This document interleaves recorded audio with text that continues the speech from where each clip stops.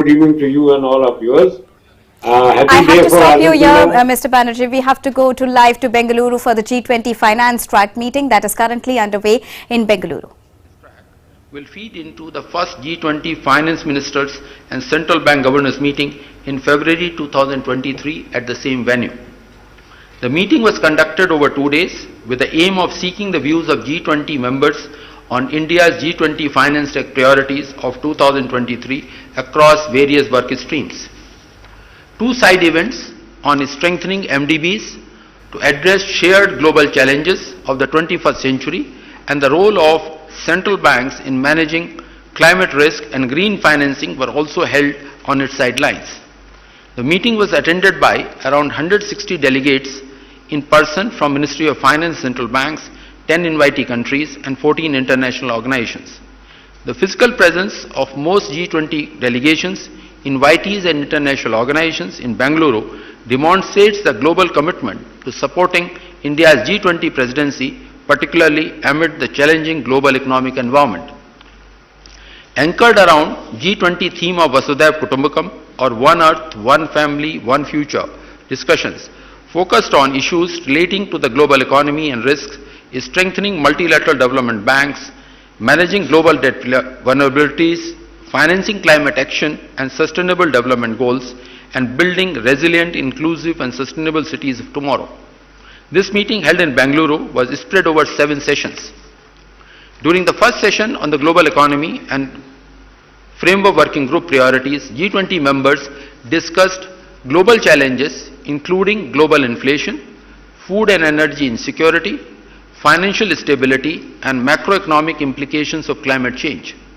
In the second session on the international financial architecture, delegates deliberated on various issues including strengthening and reforming multilateral development banks and ways to address implementation challenges associated with the G20 common framework for debt treatments beyond the debt service suspension initiative given the worsening debt situation.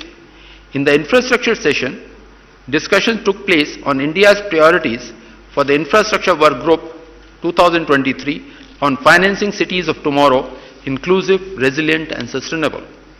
On sustainable finance issues, members exchanged views on the financing for sustainable development goals, including climate action, to facilitate the development of a sustainable and resilient global economy. Substantive discussions were held during the session on international taxation on the priority areas for 2023, including monitoring the progress of the two-pillar tax package being developed under the OECD G20 inclusive framework and enhancing tax transparency and multilateral capacity building on taxation.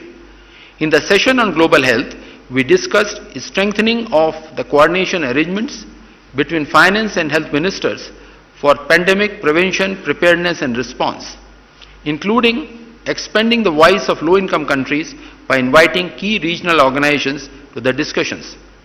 During the last session of the meeting regarding financial sector and financial inclusion issues, the discussion focused on financial sector developments and approaches to advancing financial inclusion through a people-centric vision and shared views on priorities for appropriate financial regulations and ensuring financial stability through a common approach.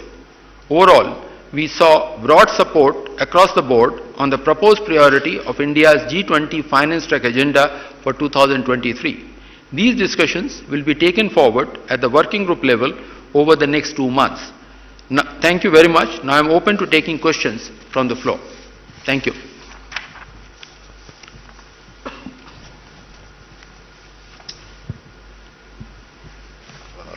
Sir, Mr. Secretary, thank you so much for the detailed address.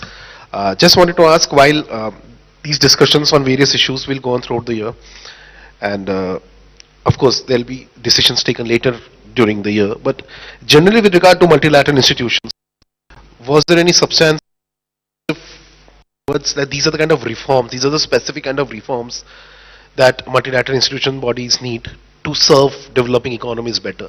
Were there any specific suggestions given in these 2 days regarding the proposed reforms in multilateral bodies like IMF and World Bank? So as I mentioned it, that there is a huge development challenges, and for very appropriately they get captured in the sustainable development goals, which everybody put together in 2015, give to ourselves 15 years to reach by 2020. And there has been a setback because of the pandemic. So we are not really in 2022, at least take us back by 2 years. Lot needs to be done there. Existing resources, existing way of doing so is not sufficient even for that. Then there are global public goods, and climate action, climate financing is a very clear area. How to do it? So one, the phrase which was used, existing capital available with those banks should be made to work harder. Use the balance sheet in a much better manner. As one suggestion, and that recommendations have come last year, how that to go about implementing it. How can there can be a better leverage of the existing capital base itself. Views were also expressed that the very business model or the operational model also needs to change. These were designed for previous decades that have served us well. Now things are changing, more technologies are coming, more demands are coming, so operational and business model should also change. Third one, also views were expressed at some point of time, even more capital may be needed. Not only that, it's not just about MDBs putting into the money, their actions, how they can de-risk a project so the private sector money can come in, or the blended finance can come in. So these are some of the ideas, and in particular if you were to ask me, that blended finance can be a very effective tool for several economies. Sir, this is Veena from the Times of India. So cryptocurrency has been widely discussed and worldwide. Now I would like to know if there were any specific points related to cryptocurrency regulations brought up in these discussions, and if any, then what kind of points were raised, what kind of issues were raised, and how are all the G20 countries sort of trying to work around crypto regulations? Certainly a lot of views were expressed there, and hitherto different countries have taken their individual approaches, and so this realization that this is a borderless asset and borderless technology is there.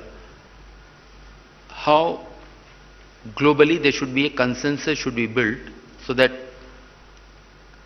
there can be better understanding and better regulations around that. At the same time, it is not just about technology. This was also realized that, not realized in this meeting, it was concretized where you are asking for the views which were expressed, that there is very significant part of what implication it has got for the macroeconomic situation, what implications it has got for the monetary policy, for the banking sector, that needs to be studied, and a policy, it should feed into the policy, a policy should be adopted. And the regulation should flow from what the policy view is taken. In fact, one of the priorities which have been put on the table is to help countries build a consensus for a policy approach to the crypto assets. Hi. Secretary, I'm Shivangi Acharya from Reuters. You mentioned that G20 members have discussed global economic challenges, including global inflation, food and energy insecurity. This in the context of Russia-Ukraine. Does the G20 intend to analyze the impact of and efficacy of economic sanctions on Russia, broadly speaking?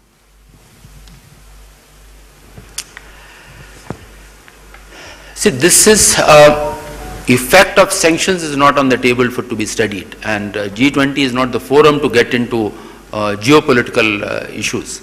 It's about systemic issues and how to address those systemic issues. Hi, this is Ritu from CNBC TV 18. You said you discussed global economic challenges, including those emanating from inflation. What is your view within India, and even if the CA could answer this as well? The CPI has finally fallen below 6% after several months. WPI inflation has also eased. Have we seen the worst of it? Do you think further policy action is warranted by the RBI to contain it? I just wanted to get your views.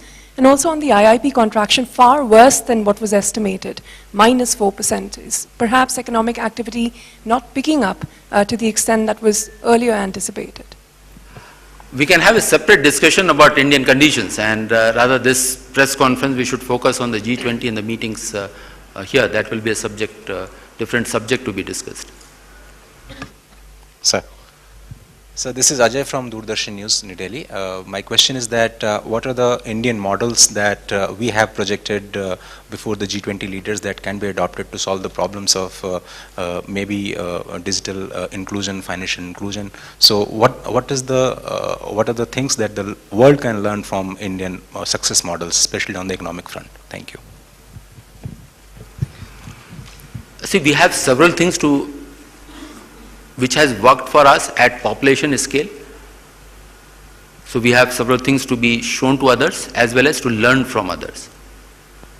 And before I come to what specific thing you have asked, even in other discourse, we have certain ideas which can work, and that's what the priorities have been set and the work will be starting now. But in particular about digital public infrastructure in terms of identity, in terms of a fast retail payment system, a very efficient retail system, and the data architecture, which has worked well for us.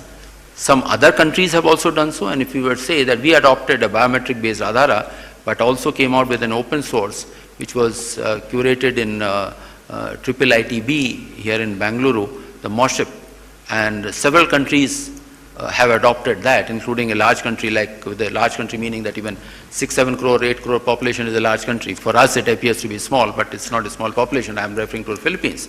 Philippines has adopted MOSHIP, which is again a digital identity. So they have adopted it, and similar manner several other countries have also tried a digital payment system, fast payment system, but the kind of volumes which we have got, nobody else has got that kind of a volume. So digital public infrastructure and leading to financial inclusion, and financial inclusion is not limited to just the bank accounts, but is also included in the transactions and what it can facilitate in the marketplace for the companies as well. So that will be one of the priority, one of the actions will be there, wherein India will have an opportunity to build the action plan or help others working as a group for the next 3 years. Financial inclusion action plan for 2024 to 26, and I am hopeful that India's model will find a significant place there, and so would be the learnings from other economies as well. Sir? Yeah, please. So on financial inclusion, obviously we discuss topics which are cross-border in nature, because it is a G20 group, not just confined to our domestic priorities. So for example, one of the most important things is how much of money people spend when they transfer remittances from overseas. So cost of cross-border remittances. And then SME financing. SME financing is another area where countries have followed different models and they can share experiences. And then capacity building within the financial system for SME financing. These are all the issues that cut across borders. So within financial inclusion, the purpose of G20 forum, as Secretary put it, the Global Partnership for Financial Inclusion, which is a 3-year roadmap, we have proposed these priorities, some of which are continuing priorities from previous presidencies, some of which are new that we have proposed. Sir, did you discuss CBDC and its use in international payments or transfer, or the interoperability of CBDCs of various countries? Did you come to a agreement? Did you discuss this, that this is the need of the hour? No, let me certainly. Macroeconomic implications of CBDC and its use cases is one of the priority to be discussed, worked upon during the year. So when in an international discourse is not just proposed, everybody says yes, all right. It has to be thought through. The entire thing is one of the priority. Work will go on. CBDC, yes, is one of the priority, and exact title perhaps is macroeconomic implications of CBDC and its use cases. Hi, Secretary, me again. Climate financing and mitigating risks of climate change is one of the multi-year targets for G20, right on the heels of COP27. Under India's presidency, what are the desirable outcomes under these two topics, climate financing and climate change? I'll not be equipped to talk about COP process here, but I'll talk about the G20. G20 finance track is very actively looking in that how do we mobilize adequate and timely financing for climate action. And it's not just about the financing aspect, but also a concern or the aspect which has been noted, the newer technologies as well as access to critical minerals. So these are the three ones with a mix of domestic financing, international financing through public sources suitably leveraged through multilateral development organizations, as well as private financing, all three, everything supported by both price and non-price policy levers. Hello sir, this is Bhavya from Money Control. Were there any separate discussions on startups, especially fintech regulation or financing for startups during the meeting, or is there any plans in the future? Not a specific discussion on financing startups, but as Dr. Anand mentioned it, financing for SMEs in an efficient manner. That's one of the subject on which the further work will happen. But yes, showcasing Bengaluru's startup ecosystem, that's an effort, and in fact tomorrow morning some of the delegates and heads of the delegations will be going to Indian Institute of Sciences. We have organized a visit and a demonstration from them. Several of the startups will be demonstrating it there, and so that's how we would like to handle it.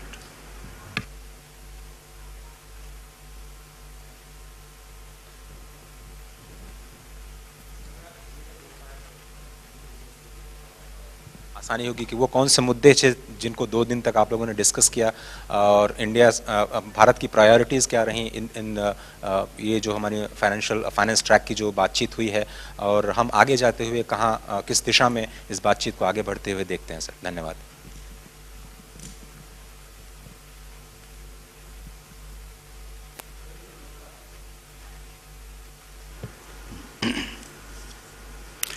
सभी को नमस्कार। आज बेंगलुरु शहर में